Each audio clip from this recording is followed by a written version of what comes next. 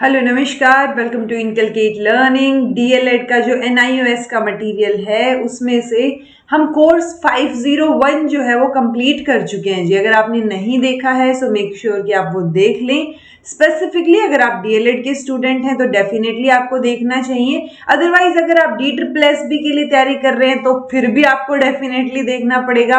और अगर आप यूजीसी नेट एजुकेशन में या मान लो एजुकेशन के फील्ड में आगे कुछ करना चाह रहे हैं और टीचर हैं, सो ये सारी क्लासेस आप लोगों के लिए डेफिनेटली इंपॉर्टेंट है, क्योंकि एक ब्रॉड ओवरव्यू आपको मिलता है कि कौन से मटेरियल में, कौन सी बुक में, कहां पर क्या चीजें मेंशन है और आपको किस किस तरीके की नॉलेज होनी चाहिए। ठीक है, सो इसमें यूनिट 1 यानी ब्लॉक 1 में सबसे पहले यूनिट तो ये लर्निंग एंड टीचिंग से रिलेटेड है।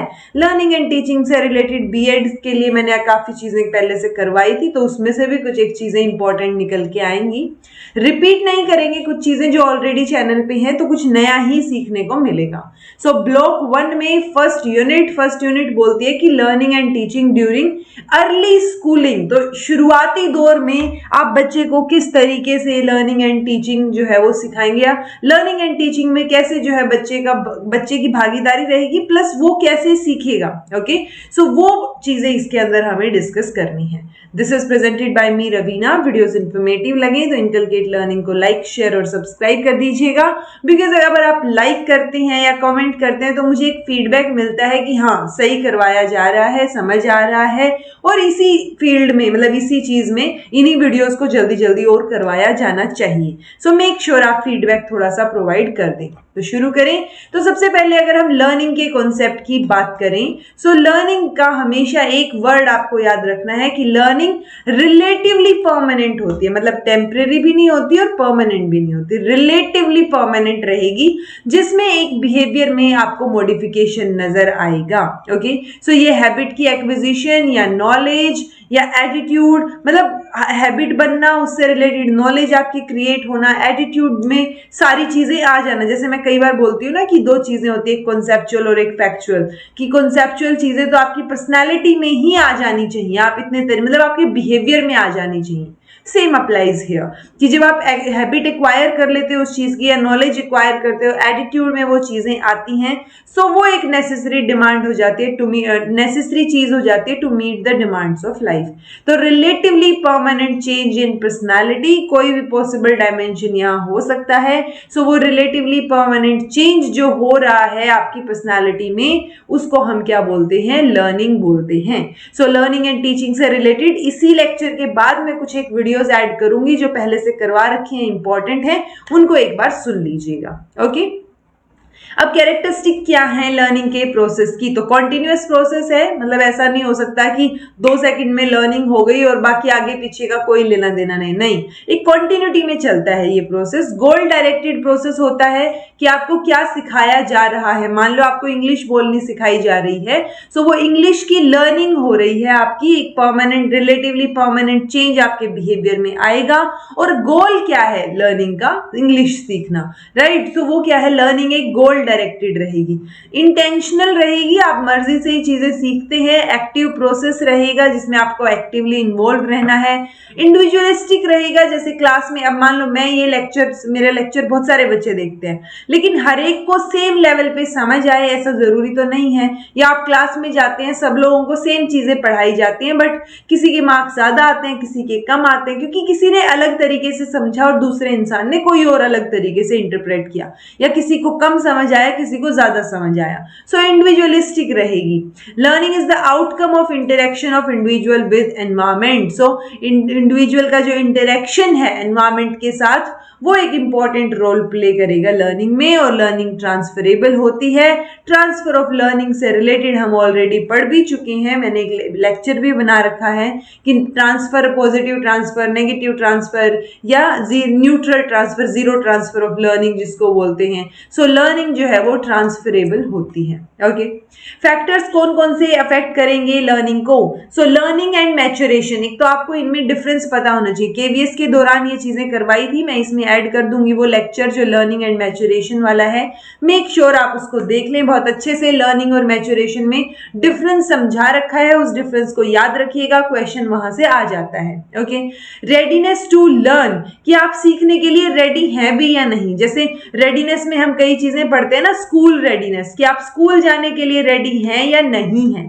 ओके, सो वो रेडी होना मेंटली, फिजिकली, वो सारे लेवल पे बच्चे का रेडी होना बहुत जरूरी है कोई भी चीज सीखने के लिए।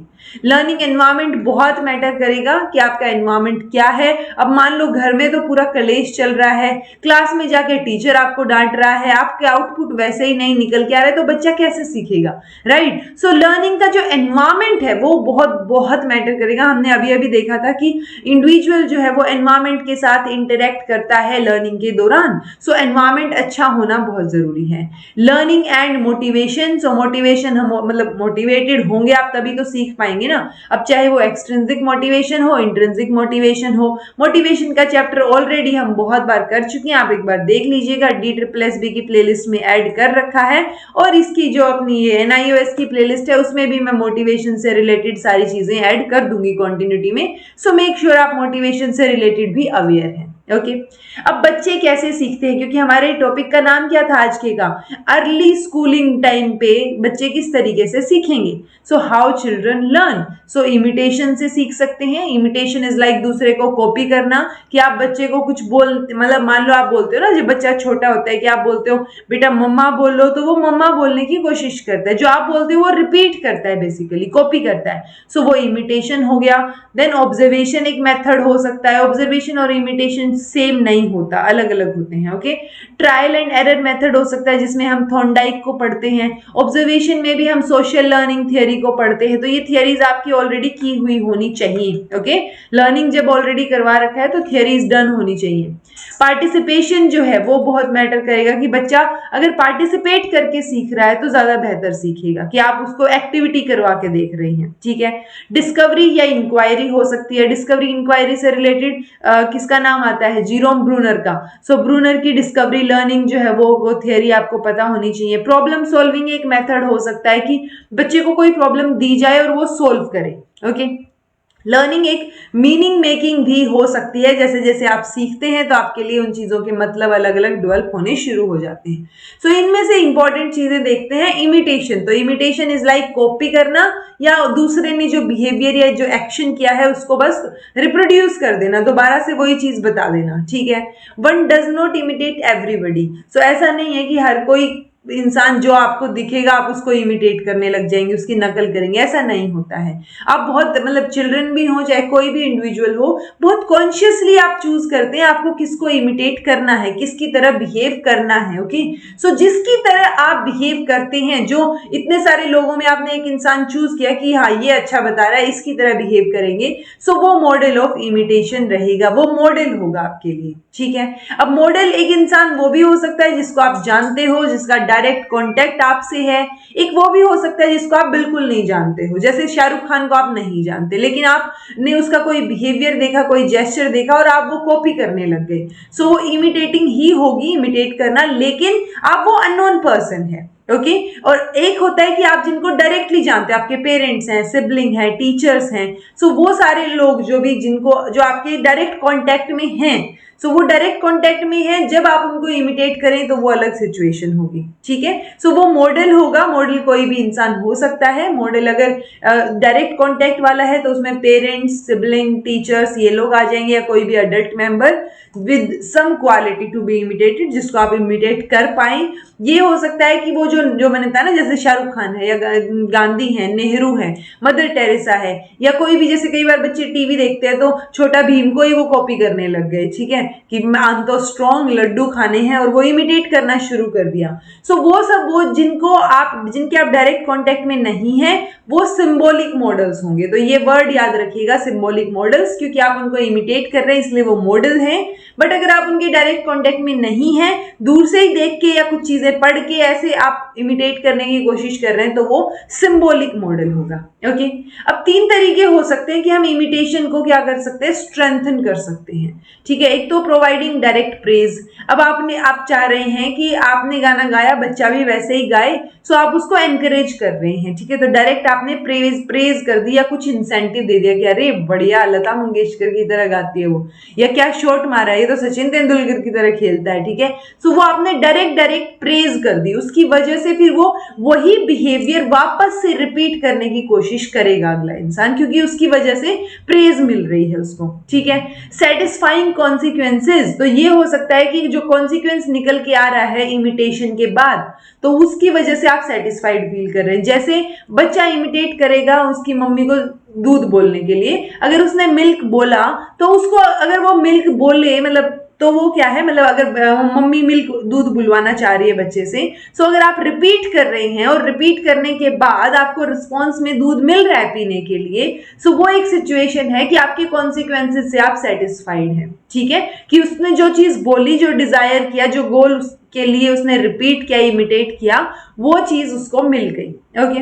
विकैरियस रिइंफोर्समेंट, कई बार बच्चा जो है वो जो ऑब्जर्व करता है ना, इमिटेट करता है, उसको डायरेक्ट इंसेंटिव या कोई सेटिस्फेक्शन नहीं होता, बट वो कर रहा होता है, ठीक है। जैसे मतलब डायरेक्ट इंसेंटिव नहीं होता, जैसे एक ब्रांड चूज कर लिया ड्रेस का या कॉस्मेटिक का, या टॉकी एक पर्टिकुलर स्टाइल में आप बोल रहे हैं, किसी पर्टिकुलर एक्सेंट में बोल रहे हैं, ठीक है, तो वो भी यही है कि ऑब्जर्व करके आप जो है कुछ चीजों को इमिटेट करते हैं, किसी बिहेवियर को, और इसमें कोई डायरेक्ट इंसेंटिव आपके पास नहीं होता। अब जो इफेक्ट है, इमिटेशन तो हमें पढ़ा, लेकिन इमिटेशन का भी तो इफेक्ट निकलेगा ना। सो एक तो रहेगा जी मॉडलिंग इफेक्ट, इसमें ये it involves acquiring new behaviour as a result of observing a model. तो जो सामने वाला इंसान था जिसको आप कॉपी करने की ट्राई कर रहे हैं, उसको हम मॉडल बोल रहे हैं, और उसकी वजह से आपने जो बिहेवियर एक्वायर किया नया, तो वो एक मॉडलिंग की वजह से इफेक्ट हो गया आपके ऊपर, तो वो मॉडलिंग इफेक्ट है। इनहिबिटरी इफेक्ट मतलब जैसे सोशल लर्निंग थियरी में हमने बंडूरा की डोल के बारे में पढ़ा था ना, बोबो डोल एक्सपेरिमेंट। सो बंडूरा की जो डोल थी उसके अंदर क्या था कि उस डोल को एक सिचुएशन में हमने दिखाया कि अगर उस डोल, उसको मारा जा रहा है, एग्रेशन निकाला जा रहा है, या कह रहे कई बार वो रील्स आती है ना जिसमें बच्चे को कोई ना कोई ट्रेनिंग देने के लिए, मान लो कि बच्चे को ऐसे उतरना चाहिए, तो वो एक डोल सी लेते हैं, उस तरीके से बच्चे उसको उतारते हैं डोल को, बच्चा भी वैसे ही कॉपी करता है। फिर एक चीज दिखाई जाती है कि अगर डोल इस तरीके से ऐसे गिरी तो उसको लग जाएगी, या उसने ऐसे किया तो मम्मी मारेगी, ठीक है। तो वो इनहिबिटरी इफेक्ट है कि आपके किसी पर्टिकुलर बिहेवियर को सप्रेस किया जा रहा है, रोका जा रहा है आपको। अगर आपने वो बिहेवियर किया, मतलब आपने ये देखा कि मॉडल कोई बिहेवियर कर रहा है, जैसे उसमें रील्स में आजकल दिखाते हैं ना कि मम्मी जो है वो पापा और बेटी, तीन बच्चा, बेटी या लड़का जो भी, सो उसमें क्या दिखाते हैं कि पापा ने कोई ऐसे मतलब वही सेम वो इंसिडेंट करके दिखाया, और उसकी वजह से पापा को डांट पड़ी, पनिशमेंट मिली। सो बच्चा जो है उस बिहेवियर को रिपीट नहीं करेगा, ओके, क्योंकि उस टाइम पे फादर क्या है, एक मॉडल की तरह काम कर रहे हैं, और बच्चा जो है वो उनको ऑब्जर्व कर रहा है, इमिटेट कर रहा है। सो वो इमिटेट तब नहीं करेगा जब उसको पनिशमेंट, मतलब ये जो हम चीज सिखा रहे हैं ना इमिटेशन वाली, ये इनहिबिटरी इफेक्ट होगा कि वो चीज करने से उसको रोका जाए। ओके। डिसइनहिबिटरी इफेक्ट यानी इसका एग्जैक्ट ऑपोजिट, यानी जब बच्चे को ये दिख रहा है कि एक इंसान कुछ कर रहा है, जो मॉडल है वो कुछ कर रहा है, ऐसी चीज जो बच्चे को भी आती है, और उसकी वजह से उसको रिवार्ड मिल रहा है, कुछ मतलब पनिशमेंट नहीं मिल रही, कुछ अच्छी चीज मिल रही है, तो वो जो बिहेवियर है वो क्या इफेक्ट रहेगा, डिसइनहिबिटरी इफेक्ट रहेगा, जो कि एग्जैक्ट ऑपोजिट है इनहिबिटरी के।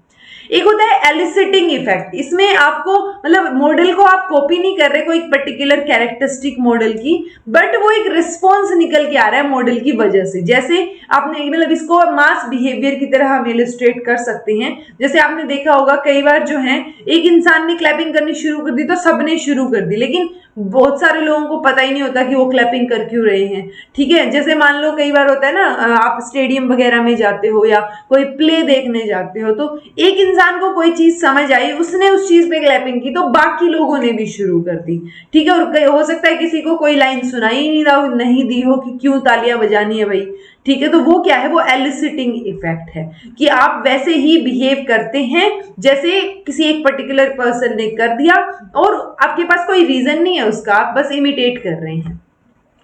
ये तो इमिटेशन हो गया। देन आता है ऑब्जर्वेशन। ऑब्जर्वेशन के थ्रू लर्निंग जो है वो एक कॉमन और नेचुरल मेथड है। ऑब्जर्वेशनल लर्निंग को हम विकैरियस लर्निंग, सोशल लर्निंग या मॉडलिंग भी बोलते हैं, और इसी से रिलेटेड हमारी बंडूरा की थियरी आ जाती है, वो भी आपको करनी है। ओके, सो एक टाइप ऑफ लर्निंग ही है ये जिसमें आप ऑब्जर्व करते हैं, चीजों को रिटेन करते हैं और फिर नोवेल बिहेवियर को रेप्लिकेट करने की ट्राई करते हैं। अब ये डिफरेंट कैसे है इमिटेशन से, तो ये सबसे बड़ी बात है। इमिटेशन में ऑब्जर्वर जो है वो कॉपी कर रहा है और डिट्टो सेम चीज करने की कोशिश कर रहा है जो कि मॉडल ने की। लेकिन ऑब्जर्वेशनल लर्निंग में हम ऑब्जर्व कर रहे हैं, सोच रहे हैं और जज कर रहे हैं कि हमें ये चीज करनी चाहिए, नहीं करनी चाहिए, क्या कॉन्सिक्वेंसेस होंगे, और फिर जाके हम कर रहे हैं। ठीक है, सो ऑब्जर्वेशनल लर्निंग में दिमाग लगाया जा रहा है, डिट्टो कॉपी नहीं हो रहा है। इमिटेशन का मतलब इज लाइक नकल। जैसे मान लो आपने सामने वाले आप एग्जाम दे रही हैं, सामने वाले इंसान का एक तो वो है एग्जाम्पल है कि आपने डिट्टो कॉपी कर दिया, जो उसने लिख रखा था सेम वर्ड, मतलब इज द एन द सारी चीजें डिट्टो लिखी हैं जो सामने वाले ने लिखी हैं। एक है कि वो स्मार्टली कॉपी करने वाली चीज कि आपने जो है सामने वाले का देख लिया, उसका मतलब समझ लिया और उसको फिर अपने शब्दों में लिख दिया, सो वो ऑब्जर्वेशनल होगी। ठीक है, सो ये बहुत रो सा एग्जाम्पल मैंने देने की ट्राई की है, बट इमिटेशन मतलब डिट्टो कॉपी करना, और ऑब्जर्वेशनल मतलब आप उसमें खुद सोचते हैं, ऑब्जर्व करते हैं, देखते हैं कि क्या करना है क्या नहीं करना है, एग्जैक्ट कॉपी नहीं कर रहे होते आप बिहेवियर को। ओके, सो जब ऑब्जर्वेशन की बात आती है तो अल्बर्ट बंडूरा की थियरी जो है मैं ऐड कर दूंगी आपकी प्लेलिस्ट में, इसको देख लीजिएगा। इनफैक्ट DSSB में तो ऑलरेडी लर्निंग के टाइम पे हमने ये थियरी की है, तो प्लेलिस्ट में ऑलरेडी एडिड है। ऐसे ही ट्रायल एंड एरर के थ्रू भी सीख सकते हैं बच्चे। जैसे मान लो बच्चा साइकिल सीख रहा है, उसने कोशिश की, गिर गया, वापस से कोशिश की, तो वो करते रहेंगे जब तक उसको आ नहीं जाती, तो वो ट्रायल एंड एरर है।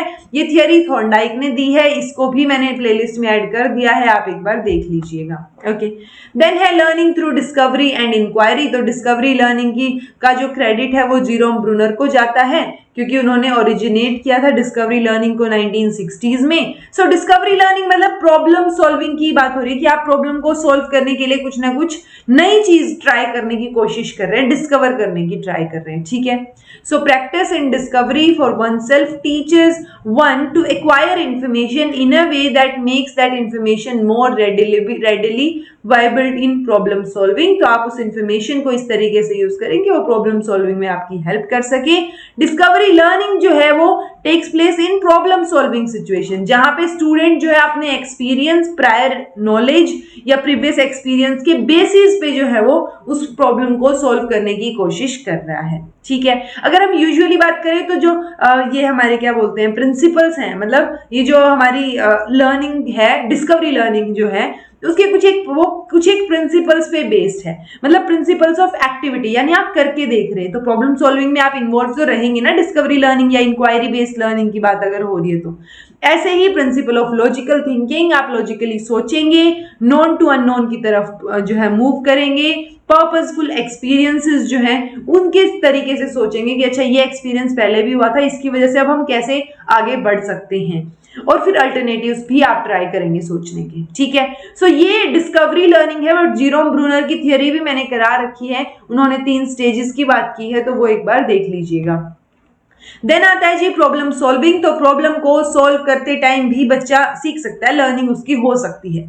सो प्रॉब्लम सॉल्विंग का फीचर क्या रहेगा, एक तो गोल रहेगा कि आपके पास गोल है कि अच्छा ये प्रॉब्लम सॉल्व करनी है। ठीक है, a felt difficulty need to reach the goal.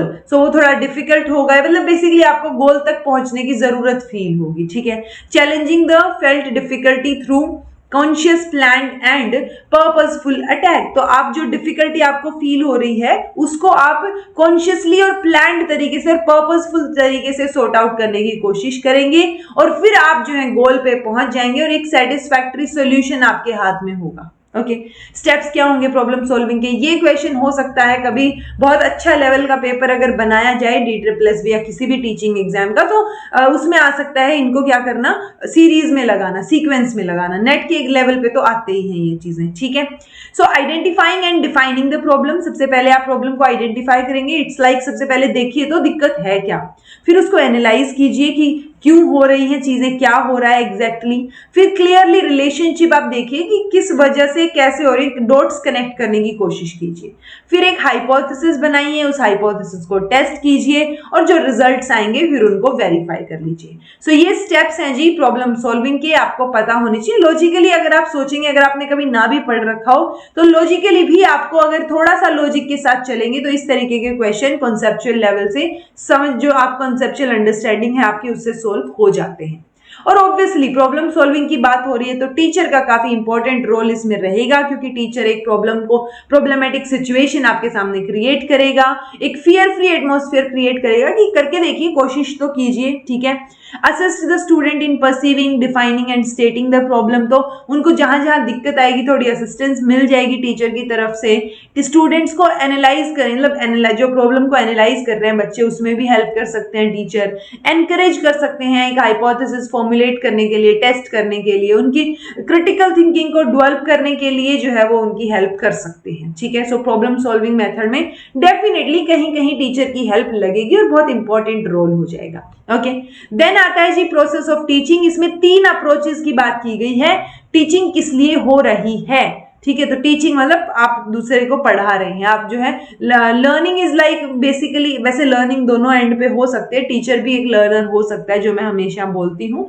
But teaching की जब बात आती है, यानी एक मोर नॉलेजेबल पर्सन किसी लेस नॉलेजेबल पर्सन को बता रहा है कोई चीज। ओके, सो टीचिंग किसके लिए? For behaviour modification. So behaviour को मॉडिफाई करने के लिए टीच करना। ओके, सो अब जो ऑब्जर्वेबल बिहेवियर है वो 2 टाइप के होते हैं, इनको याद रख लीजिएगा। एक एलिसिटेड बिहेवियर, एक एमिटेड बिहेवियर। एलिसिटेड बिहेवियर मतलब आप क्या कर रहे हैं, बच्चे में एक डिजायर्ड वे में आप चाह रहे हैं कि ये चेंजेस हो जाएं, तो आप उसके लिए उसको क्या कर रहे हैं, पुश कर रहे हैं। जैसे आपने बोला कि आपको चॉकलेट मिलेगी, आपको ये काम करना है, ठीक है। सो वो जो क्या है, वो आपने जो एक डिजायर उसके अंदर क्रिएट की चॉकलेट के लिए, जिसकी वजह से वो काम कर रहा है।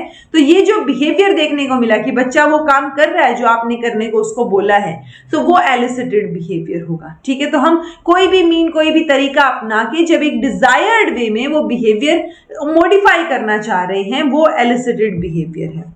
कई बार ऐसे भी होता है कि आप जो है एक्सपीरियंस करते हैं कि बच्चे ने कभी ये चीज की नहीं, बट सडनली कोई ऐसी अलग सी चीज आप जो है ऑब्जर्व करते हैं। जैसे कोई छोटा बच्चा है और एक उसने कभी सुनी नहीं है वो ट्यून, बट एक वो ट्यून जो है वो गुनगुना रहा है, ठीक है। सो वो क्या हुआ, एमिटेड बिहेवियर, वो अपने आप एमिट हुआ है, निकल के आया है, ठीक है।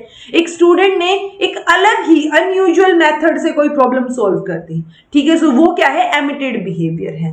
एक लड़की है जो डांस सीखती है, लेकिन उसने वो चीज सीखी नहीं है डांस क्लास में, बट वो एक डिफरेंट पोज जो है, डांस पोज ट्राई कर रही है, वो क्या हुआ, एमिटेड बिहेवियर। सो ये अपने आप एमिट हो रहा है, इसमें हमने हमारा कोई रोल नहीं है कि हमने उसको चेंज किया हो या डिजायरेबल वे में हमने कोई चीज करने की कोशिश की हो। सो एलिसिटेड बिहेवियर एंड एमिटेड बिहेवियर, ठीक है। अब जब आप बिहेवियर को मॉडिफाई कर रहे होते हैं तो 2 फेजेस होते हैं। एक फेज है कि you are concern with making sure कि या तो एलिसिटेड या एमिटेड बिहेवियर जो हो रहा है वो रिपीटेडली हो, अगेन एंड अगेन। जब वो बार बार होगा तो एक हैबिट फॉर्मेशन की तरह हो जाएंगी चीजें। और दूसरा रहेगा, एक पहला फेज तो ये है कि वो रिपीटेडली हो, आप देखिए, ध्यान रखिए, कंसर्न है फर्स्ट फेज इससे। Second is to continue the process of modification, क्योंकि अगर वो मॉडिफिकेशन का प्रोसेस कंटिन्यू रहेगा तो आप रिफाइन होंगे उस चीज में। मान लो आप डांस सीख रहे हैं, तो वो चाहे एलिसिटेड बिहेवियर हो चाहे एमिटेड बिहेवियर हो, वो बार बार होना चाहिए। आप डांस क्लास जा रहे हैं तो आप रोज जाइए, तो जब आप डांस क्लास जा रहे हैं वो कंटिन्यू करना जरूरी है। आप जितना लंबा कंटिन्यू करेंगे उतना ही रिफाइनमेंट उसमें आएगी, आपको अच्छे से स्टेप्स करने आएंगे, आप अच्छे से सीख पाएंगे। कई बार होता है ना कि हाँ 10 साल से डांस सीख रहे हैं, सो वो सिचुएशन है कि आपको कंटिन्यू करना है वो बिहेवियर मॉडिफिकेशन का प्रोसेस। अब जब हम बोल रहे हैं ना कि बिहेवियर को मॉडिफाई करना, सो उसमें मतलब बार बार करेंगे तो एक हैबिट फॉर्मेशन तो हो ही जाएगी ना। अब ये जो हैबिट फॉर्मेशन है, जो हम रिपीट कर रहे हैं, मॉडिफाई कर रहे हैं दोनों टाइप के बिहेवियर को, इसको साइकोलॉजिस्ट जो है वो बोलते हैं conditioning. Classical conditioning, operant conditioning, एक मेजर 2 टाइप है कंडीशनिंग के। सो ये ऑलरेडी करवा रखे हैं, पेवलोव और स्किनर की थियरी आपने नहीं की है तो एक बार कर लीजिएगा, ठीक है। देन आता है जी कि रेलेवेंट क्या है, मतलब बिहेवियर मॉडिफिकेशन जो अप्रोच है हमारा वो क्यों रेलेवेंट है। सो रिपीटेशन जो है वो इंपॉर्टेंट है लर्निंग के लिए, follows from all theories of behaviour modification.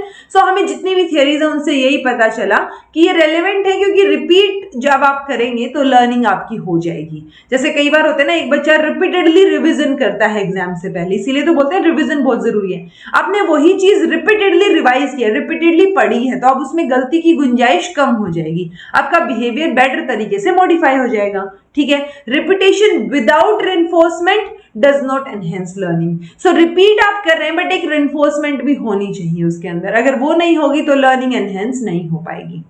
Variation in presenting the reinforcers help modification of behaviour. So आप जो है जो मतलब रेनफोर्सर की जो आप हेल्प प्रेजेंट कर रहे हैं वो उसमें आप चेंज कर सकते हैं थोड़ा थोड़ा, उसकी वजह से भी लर्निंग बेटर होगी। पनिशमेंट जो है वो ज्यादा इफेक्टिव नहीं देखी जाती किसी भी अनडिजायरेबल बिहेवियर को एलिमिनेट करने के लिए। कई बार आपने देखा होगा, आप बच्चे को जिस चीज के लिए पनिश करो वो और ज्यादा करता है, मना करो उस चीज के लिए वो और ज्यादा करता है उसको। सो पनिशमेंट जो है वो बहुत ज्यादा इफेक्टिव जो है वो किसी भी अनडिजायरेबल बिहेवियर को एलिमिनेट करने में हमें हेल्पफुल ज्यादा नहीं दिखाई दी। Interest in work and in improvement is conducive to learning. तो अगर आपका उस काम में मन लग रहा है, आप इंटरेस्टेड हैं, इंप्रूव करना चाह रहे हैं, तो उन सब के लिए जो है वो उन सब की वजह से लर्निंग ज्यादा बढ़िया हो पाएगी। इंटरेस्टेड होना जरूरी है काम में। ओके तो दूसरा, ये तो हमने मॉडिफिकेशन ऑफ बिहेवियर की बात की। दूसरा है teaching for development of cognition. So teaching for development of cognition में क्या आ जाएगा, डेवलपमेंट थियरीज आ जाएंगी। जो पियाजे ने डेवलपमेंट की बात की, जितने भी उन्होंने जो स्टेजेस दी, उन स्टेजेस के पर्टिकुलर जो है हमें कैरेक्टरिस्टिक बताई, वो सारी करनी बहुत जरूरी है। सो पियाजे और वाइगोर्स्की, इन दोनों की डेवलपमेंट की जो थियरी है वो कर लीजिएगा, मैं प्लेलिस्ट में ऐड कर दूंगी इसको भी। ओके तीसरा पार्ट आता है teaching for construction of experience. एक तो हम बोल रहे हैं कि हम टीचिंग कर रहे हैं, पहला पार्ट था टीचिंग कर रहे हैं बिहेवियर मॉडिफिकेशन के लिए, ठीक है। दूसरा हम बोल रहे हैं कॉग्निशन के डेवलपमेंट के लिए, और तीसरा हम बोल रहे हैं कि एक्सपीरियंस कंस्ट्रक्ट करने के लिए। सो ये तीन अप्रोचेस की बात यहां पर दी गई है, ठीक है। सो अब कंस्ट्रक्ट कैसे करेंगे नॉलेज। सो एक स्टूडेंट जो है वो नॉलेज को कंस्ट्रक्ट करता है उसके एनवायरमेंट के साथ इंटरेक्शन के बेस पे।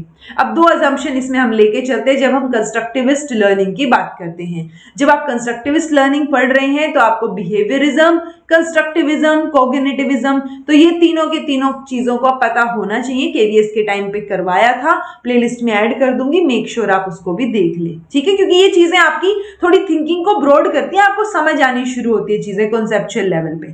सो अब कंस्ट्रक्टिविस्ट लर्निंग में हम दो अजम्पशन लेके चल रहे हैं कि नॉलेज जो है वो एक्टिवली कंस्ट्रक्ट की जाती है स्टूडेंट के द्वारा, ना कि पैसिवली रिसीव की जाती है। यानी एक तो बच्चा खुद करके देख रहा है और दूसरी सिचुएशन है कि टीचर आ रहा है, इंफॉर्मेशन बोल रहा है और चला जा रहा है। तो इंफॉर्मेशन जहां सिर्फ टीचर ही बोले जा रहा है और बताया जा रहा है, सब कुछ लेक्चर दे दिया और चला गया, वहां तो बच्चा पैसिव है ना।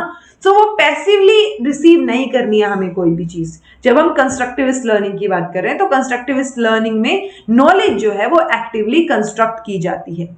Coming to know is a process of adaptation based on and constantly modified by students' experience of the world।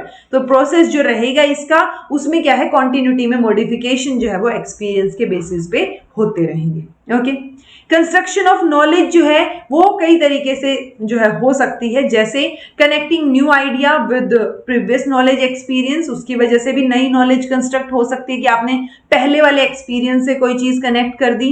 जैसे हम बोलते हैं ना कि एडवांस लेवल पे पढ़ा रहे हैं तो बेसिक तो आना चाहिए ना, सो वो बेसिक मतलब एक पहले का एक्सपीरियंस है आपका।